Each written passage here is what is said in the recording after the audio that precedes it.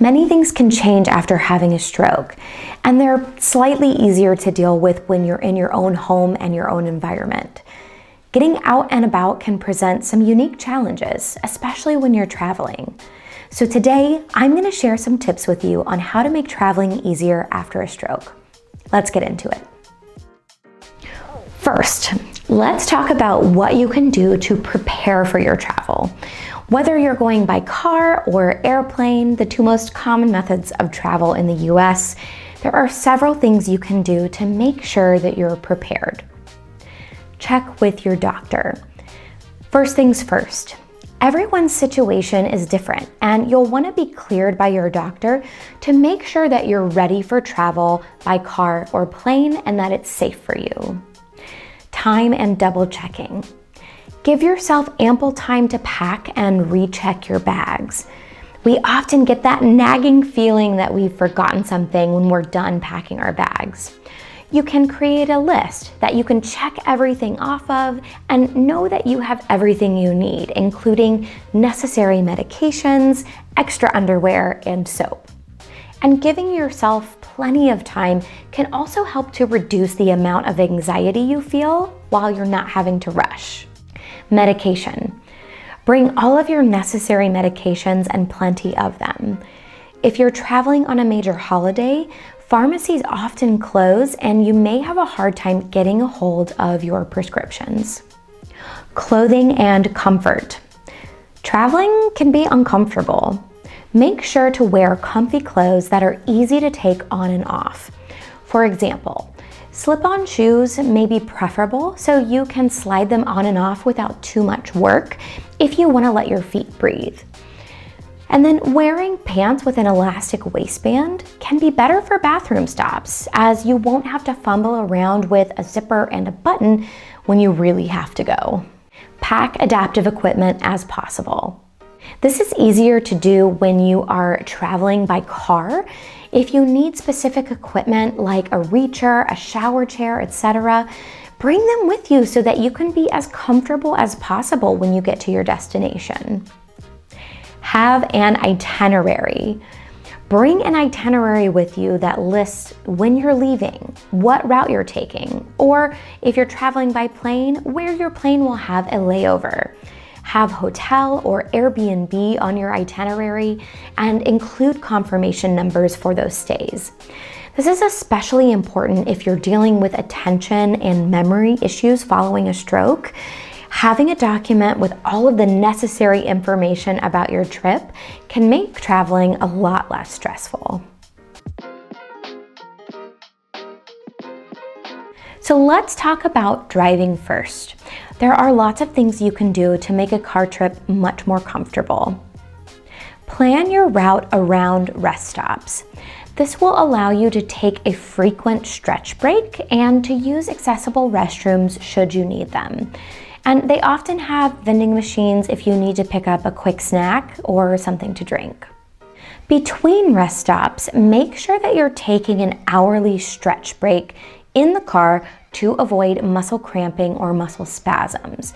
Now, this doesn't necessarily mean that you have to stop the car every hour and stretch, but just take a few minutes as you're going down the road to stretch your arms, wrists, hands, legs, and ankles. You can also consider bringing pillows to position yourself in a comfortable way. If you experience incontinence, consider wearing adult disposable pull-ups to get you from one rest stop to the next. As far as nutrition, avoid eating only fast food as it will make you feel more sluggish and tired. Pack some healthy snacks to eat along the way, and if you do need to stop at a fast food restaurant, see what other healthier options there might have. Bring sunglasses with you if you experience light sensitivity, as those pull-down visors can only help so much.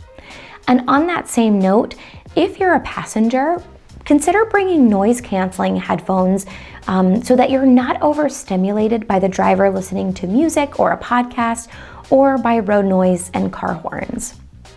Keep the temperature in a good zone to avoid increasing spasticity or flaring up other sensory issues.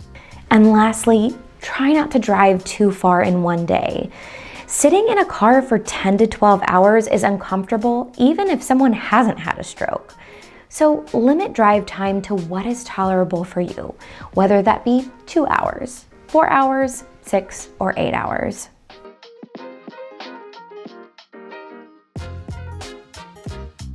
Now, if you're flying, here are some specific things you'll want to consider. Let's start with an obvious one.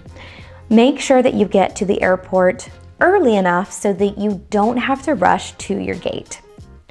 Look up the airports that you're going to be at online. Learn how large those airports are and how to obtain mobility assistance if you think you'll need it. Each airport and airline likely have their own procedures, but know that at least in the United States, they are required to provide mobility assistance if you request it.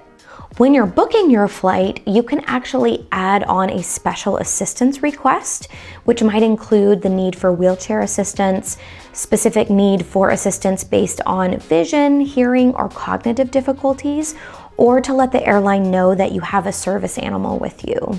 Even if you added on this special assistance request during your booking, make sure that you self-identify as someone who needs extra assistance when you're checking in with your airline. They may not always read that add-on while they're checking you in, and this means that you may not get the help that you need promptly unless you self-identify your need directly. Now, when you arrive at the airport and you receive your terminal and gate numbers, find where restrooms, restaurants, etc. are located close to you. This can reduce some of that anxiety. If you can, book a seat on the plane near the restroom so you don't have a long walk down the plane aisle. Unfortunately, many airline bathrooms are not accessible if you're using a wheelchair or if you have vision and dexterity issues. They don't have to adhere to the ADA or the Americans with Disabilities Act.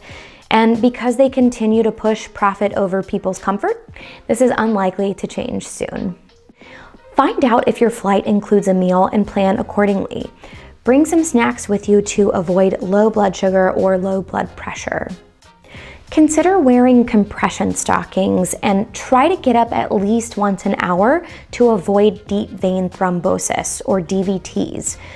Now, these are blood clots that can form in your leg when you don't move for long periods of time, and the risk goes up with longer flights.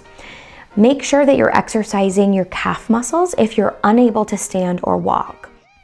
Book flights with layovers to avoid long-haul flights. Giving yourself some built-in breaks may be frustrating as you're not getting to your destination super quickly, but it can make the overall traveling experience a little bit better. All right, everyone, that's it for today. If you feel comfortable enough, leave me a comment down below and let me know, what has your experience been like traveling after stroke? Have you found any specific tips of your own that have been helpful? Share them. We'd all like to hear. And as always, I'm gonna leave a link down in the description below if you'd like to sign up for my email list, which gets you free stroke recovery tips and motivational emails, as well as a free copy of my ebook, The Stroke Recovery Pocket Guide.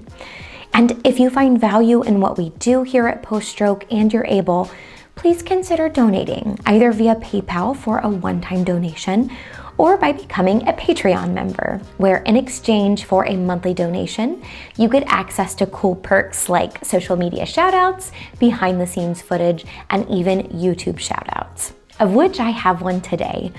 Thank you again to Doug C. for donating at our Empower level. We cannot do what we do without you. Thank you all so much for watching. I'll see you next time.